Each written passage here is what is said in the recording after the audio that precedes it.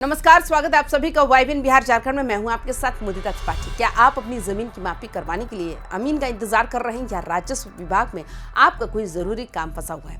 अगर हाँ, तो ये खबर आपके लिए बहुत जरूरी है। बिहार में जमीन नापने वाले अमीन अब आर पार की जंग के मूड में हैं। उन्होंने सरकार को 31 मार्च तक का आखिरी अल्टीमेटम दिया है। आज का सबसे बड़ा सस्पेंस क्या, 31 मार्च के बाद बिहार में जमीन की मापी पूरी तरह बंद हो जाएगी? आखिर अमीनों को काला बिल्ला लगाकर काम क्यों करना पड़ रहा है, और वो कौन सा आश्वासन है जिसके बाद आज होने वाला बड़ा धरना टल गया, लेकिन खतरा अभी भी टला नहीं? आज की स्पेशल रिपोर्ट में हम अमीनों की उन 5 सूत्री मांगों का कच्चा चीटा खोलेंगे जिसने सरकार की नींद उड़ा दी है। तो वीडियो को अंत तक जरूर देखें। दोस्तों, मामला पटना में हुई बिहार राजस्व अमीन संघ की एक हाई लेवल बैठक से जुड़ा है। असल में अमीन आज जिला मुख्यालयों में एक बड़ा धरना देने वाले थे, लेकिन ऐन वक्त पर राजस्व एवं भूमि सुधार विभाग की ओर से उन्हें एक ठोस आश्वासन मिला। विभाग के बड़े अधिकारियों ने अमीनों को भरोसा दिलाया कि उनकी मांगों पर विचार किया जा रहा है। इसी आश्वासन के बाद संघ ने फिलहाल अपना धरना टाल दिया, लेकिन याद रखिए, ये सिर्फ युद्ध विराम है, सुलह नहीं। अमीनों ने साफ कह दिया कि अगर 31 मार्च तक उनकी मांगे नहीं मानी गई तो वे अनिश्चितकालीन हड़ताल पर चले जाएंगे। यानी अप्रैल की शुरुआत बिहार के जमीन मालिकों के लिए भारी पड़ सकती है। गौर करने वाली बात यह है कि अमीन अभी हड़ताल पर नहीं गए हैं, लेकिन उनका विरोध जारी है। बिहार के हर अंचल कार्यालय में आप अमीनों को बाह पर काला बिल्ला बांधकर काम करते देख सकते हैं। काला बिल्ला इस बात का प्रतीक है कि अमीन अपना कर्तव्य तो निभा रहे हैं, लेकिन उनका मन दुखी है। संघ का कहना है कि वे जनता को परेशान नहीं करना चाहते, इसलिए 31 मार्च तक का समय सरकार को दिया गया। लेकिन अगर इस साइलेंट प्रोटेस्ट को सरकार ने कमजोरी समझा तो फिर कलम बंद हड़ताल के अलावा कोई रास्ता नहीं बचेगा। अब सवाल यह है कि आखिर अमीनों की मांगे क्या है? अमीन फिलहाल काला बिल्ला लगाकर काम कर रहे हैं, जो उनके विरोध का प्रतीक है। उनकी मुख्य मांगे ये हैं, पहले तो ये कि ट्रांसफर की सुविधा हो। अमीन चाहते हैं कि उन्हें उनके गृह जिला या फिर किसी पास के जिले में ट्रांसफर मिले। दूसरा है प्रमोशन का रास्ता। उनकी मांग है कि उनकी त्रिस्तरीय प्रोन्नति के तहत राजस्व अधिकारी, कानूनगो और अंचल अधिकारी सीओ के पदों पर प्रमोट किया जाए। तीसरी मांग है कि भत्ता और सुविधाएं, फील्ड में घूमने के लिए गाड़ी और इंटरनेट का भत्ता दिया जाए।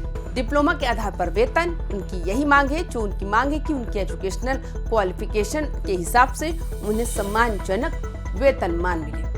और चेयरमैन की बहाली की मांग कर रहे हैं। जमीन नापने के लिए जंजीर पकड़ने वाले चेयरमैन की स्थायी नियुक्ति की जाए ताकि काम में आसानी हो। अमीनों की एक मांग बहुत ही व्यवहारिक है, चेयरमैन और वाहन भत्ता। सोचिए, एक अमीन को धूप और धूल में मीलों चलकर जमीन नापनी पड़ती है।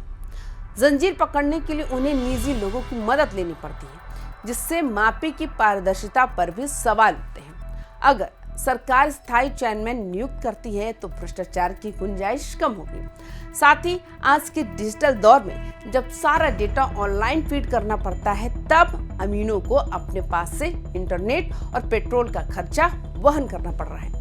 ये मांगे सिर्फ अमीनों की सुविधा के लिए नहीं, बल्कि जमीन मापी की प्रक्रिया को पारदर्शी बनाने के लिए भी बेहद जरूरी है।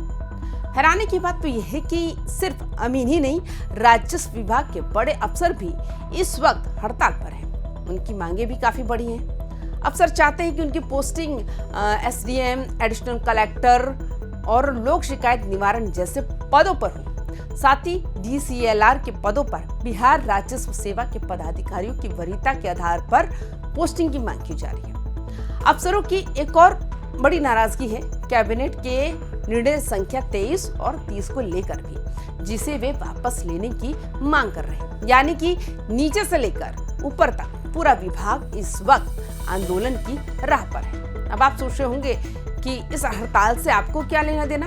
दोस्तों, अगर अमीन हड़ताल पर जाते हैं तो बिहार में जमीन की रजिस्ट्री के बाद होने वाला म्यूटेशन यानी कि दाखिल खारिज, जमीन की मापी और बंटवारे जैसे सारे काम लटक जाएंगे। सरकारी अमीन नहीं होंगे तो निजी अमीन की रिपोर्ट मान्य नहीं होगी। ऐसे में अदालतों और अंचल कार्यालयों में मुकदमों का अंबार लग सकता है। बिहार में पहले से ही लाखों दाखिल खारिज के मामले पेंडिंग हैं। अगर अमीन 31 मार्च के बाद हड़ताल पर चले गए तो ये आंकड़ा और भी डरावना हो जाएगा।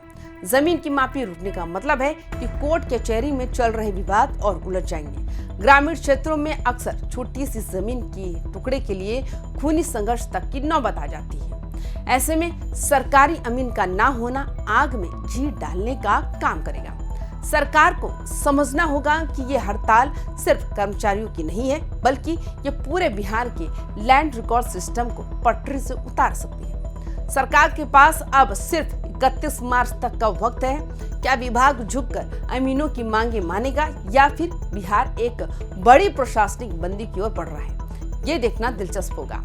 दोस्तों, बिहार राजस्व विभाग की ये खींचतान अब एक निर्णायक मोड़ पर है। अमीनों का काला बिल्ला वाला विरोध 31 मार्च को एक बड़ी हड़ताल में बदल सकता है। विभाग के आश्वासन में कितनी सच्चाई है, ये तो वक्त ही बताएगा। लेकिन आपको क्या लगता है, क्या अमीनों की मांगे जायज है या उनके गृह जिला में ट्रांसफर और भत्ते की मांग पूरी होनी चाहिए? अपनी राय कमेंट बॉक्स में जरूर लिखें। बिहार की हर बड़ी और जरूरी खबर के लिए देखते रहिए वाईबीएन बिहार झारखंड। इस वीडियो को ज्यादा से ज्यादा शेयर करें ताकि हर जमीन मालिक तक की जानकारी हो। नमस्कार।